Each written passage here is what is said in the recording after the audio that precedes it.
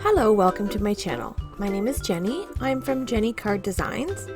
My YouTube channel contains content that is intended to share paper crafting, tutorials, and inspiration with all of you. All of the products featured in my videos are intended to share my ideas and information with you using the products that I know and love and have purchased with all of my own money. None of this content is sponsored or paid for by anyone other than me.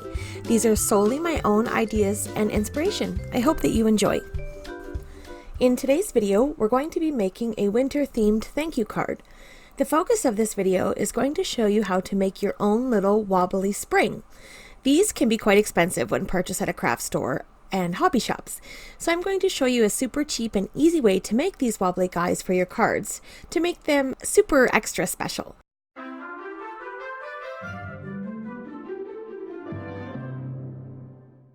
So you'll need a few things. You'll need some double-sided tape, some really strong stuff. You'll need a circle punch, some wire snips, a piece of cardstock, some wire, and something to wrap your wire around to create a little spring. I've just got a fine liner, and I'll just use the barrel of that to create a wire spring. First off, we'll take some of that double-sided adhesive, and I'm going to stick it to the back of my cardstock.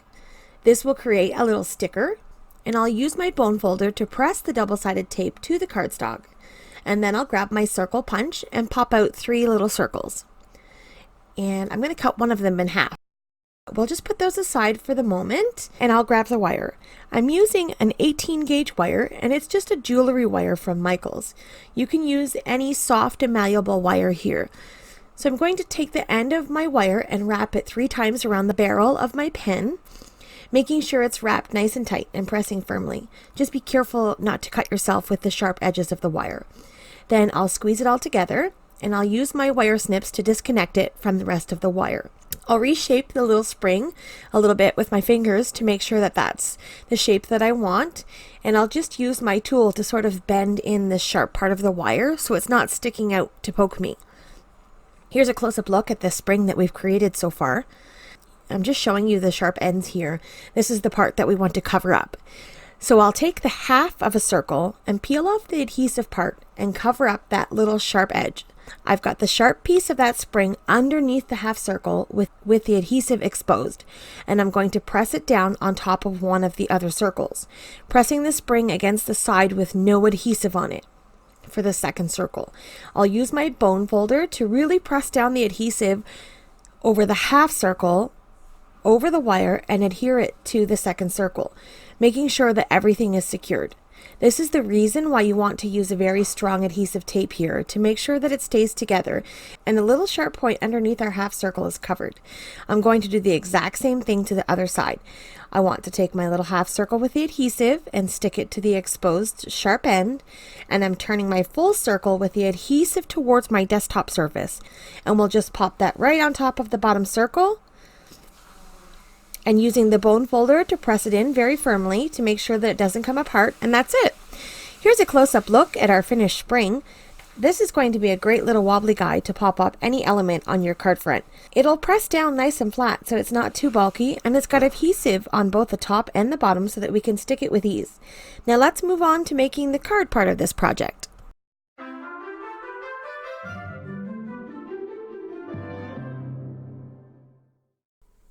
Okay, for the card, we're using the Gina K Designs red rubber background stamp, the delicate snowflakes, the massive messages stamp set for the sentiment, and the folk art snowflakes. I'm going to be using some of Gina K Designs black onyx cardstock, and I'll start by cutting my base. I'll pull in my big Fiskar trimmer, and I'm going to cut my cardstock 10 by 7 to make a 5 by 7 card, and I'll score it with my Teflon bone folder so we have a nice sharp crease. And then we'll crease my cardstock and use my bone folder to burnish the edge. And now we've got a nice sturdy sharp crease card base with no cracks in it. I'm going to cut my design panel as well, and that's going to be 4.5 inches by 6.5 inches. Now this little trimmer that I have only measures to 6 inches. In order to use this trimmer, we will have to use my brain Knowing that this is a regular size cardstock measuring 8.5 inches across, I need my panel to be 6.5 inches. So do a little bit of math and subtract 2 inches from the 8.5 and we'll get a panel that is 6.5 inches. Okay, so that's perfect. We're just going to keep the little strips that we have off to the side because we're going to use that later on. So I'll take my delicate snowflake stamp and I'll peel up the release paper off the back and stick it to my work surface. I've got some gold embossing powder and a little tray at the top of my screen, and I've got my Gina K clear ink. I have an anti-static powder bag that I'll cover my cardstock with so the embossing powder doesn't stick where I don't want it. And I'm going to use my clear sticky ink and ink up my background stamp. Now the stamp is 6 by 6 and we've got a cardstock that is 6.5 inches long, so we'll have to go back and stamp a little bit extra. So I lay my cardstock over the stamp and I've got a scratch piece of paper that I'll just put over the top of my cardstock, and I'll use my hand to rub over the stamp and press firmly, so this makes sure that my hands stay clean and I don't push the cardstock around. When I rub the paper, I'm always holding one hand stationary, holding the cardstock in place, and I'll use my other hand to rub around, and then I'll switch hands to ink up the rest of the background. So we've got a nice impression, but there's just a small part that needs to be restamped. So I ink up the stamp again in one little spot, and I'll do the exact same thing. I'll use my little spoon and sprinkle my gold embossing powder all over the surface of my card, and I'll flick off any excess. And then once I've got everything nicely covered, I'll take my little scratch piece of paper and dump my excess powder back into my tray. This way I don't blow my powder around with my heat tool, because I'll be sure to do that. I'll heat up all of my powder until it's smooth and melted. And then I'll grab the Massive Messages stamp set and I'll take out the greeting that says, "Many thanks for all you do." I'll pick up my greeting with an acrylic block and I'll pull in one of those scrap pieces of paper. I use my anti-static powder bag again and my Gina K clear sticky ink. I'll stamp this and then I'll sprinkle embossing powder over the top. And a little bit of embossing powder is sticking where I don't want it, so I'm just going to grab a dry paintbrush and just sweep away the excess powder. I'll heat this up with my heat tool again until it's smooth and melted, and then I'll set this aside and move on to the snowflake.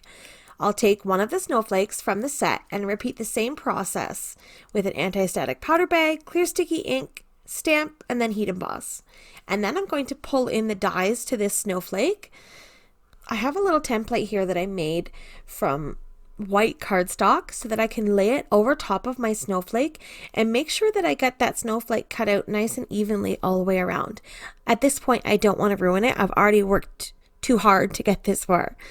So I'll get everything taped down and then I'll pop my little die into the grooves. You'll feel it kind of snap into place, and then I'll run that through my die cutting machine, and then we'll move on to assembling this card.